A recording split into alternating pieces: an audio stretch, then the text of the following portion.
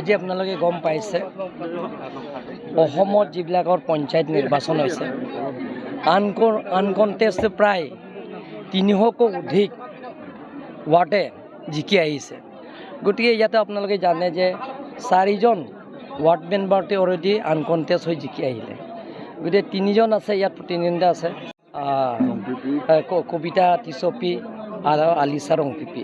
সেই 3জনীও যেটো জিকিব ইয়াৰ মানুহে ৰাইজে ওলাই আহিছে, আপোনালোকে দেখা পাইছে।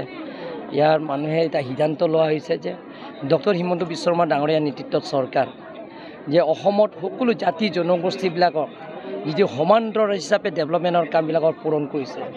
সকলো জাতি জনগোষ্ঠীবিলাকৰ যিবিলাকৰ ৰাজনীতিক সমস্যাৰ পৰা আৰম্ভ কৰি বেলেগ বেলেগৰ সমস্যা আছে, সেই গোটেইখিনি সমস্যাবিলাকক পূৰণ কৰাৰ স্বাৰ্থত লগতে নিবনুৱা সমস্যাবিলাকে যিটো পূৰণ কৰাৰ স্বাৰ্থত ৰাইজে দেখা পাইছে ডক্টৰ হিমন্ত বিশ্ব শৰ্মাই অলৰেডি 1.5 লাখ চাকৰি দিছে আৰু সকলো জাতি জনগোষ্ঠীত মানুহবিলাকে যুৱক যুৱতীবিলাকে চাকৰি পাইছে। গতিকে ইয়াত আগন্তুক পঞ্চায়তৰ নিৰ্বাচনটো ইয়াত 100% জিকিব। 3টা ডিৰ কথা কৈছে আপুনি। দিল্লী, দিছপুৰ, ডিফু। দিল্লীটো আমাৰ পৃথিৱীৰ ভিতৰত জনপ্ৰিয় প্ৰধানমন্ত্ৰী নৰেন্দ্ৰ মোদী ডাঙৰীয়া নেতৃত্বত বিজেপি চৰকাৰ, আৰু ইয়াতে দিছপুৰ আমাৰ ডক্টৰ হিমন্ত বিশ্ব শৰ্মা ডাঙৰীয়া নেতৃত্বত এইটো আমাৰ বিজেপি চৰকাৰ।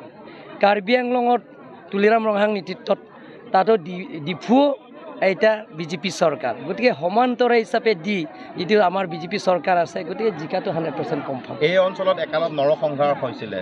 সেইটো কাৰণে আমাৰ বিজেপি চৰকাৰ হোৱাৰ পিছত সেইবিলাক নাইকিয়া হৈছে। তেখেতসকলৰ যিবিলাক উগ্ৰপন্থী দলবিলাকৰ লগত আলাপ আলোচনা, আমাৰ কাৰ্বি আংলংটো 6টা উগ্ৰপন্থী সংগঠনবিলাকৰ লগত আলাপ আলোচনা কৰি ডক্টৰ হিমন্ত বিশ্ব শৰ্মাই 6টা উগ্ৰপন্থীসকলৰ লগত আলাপ আলোচনা কৰি শান্তি চুক্তি কৰাইছে। গৃহমন্ত্ৰীৰ লগত আলাপ আলোচনা কৰি এয়া স্থায়ী শান্তি চুক্তি কৰাইছে MOS, মেমৰেণ্ডাম অফ ছেটেলমেণ্ট। সেই মেমৰেণ্ডাম অফ ছেটেলমেণ্ট গোটেইখিনি দফা আখৰে আখৰে পূৰণ কৰিবৰ কাৰণে যোৱা 2 দিন কাৰ্বি আংলং আহি ডক্টৰ হিমন্ত বিশ্ব শৰ্মাই আলাপ আলোচনা কৰিছে, সেই গোটেইখিনি সমস্যা সমাধান কৰিব। পেহেলগামৰ যি ঘটনা সংঘটিত হ'ল, মই নিন্দা কৰিছোঁ, মোৰ ফালৰ পৰা নিন্দা কৰিছোঁ। যে উগ্ৰপন্থীবিলাক যিটো নেকি এনেকৈ কৰাটো মই এজন সাধাৰণ নাগৰিক হিচাপে মই তেখেতসকল যিবিলাকক কৰিছে মই নিন্দা কৰিছোঁ। আমিনুল ইছলামক গ্ৰেপ্তাৰ কৰিছে, এইকেইটা ভাল পাইছোঁ। এইটোতো তেওঁ কিয় এনেকৈ বক্তব্য দিছে, এইটো কৰিবই নালাগিছিলে। হ'ব, থেংক ইউ।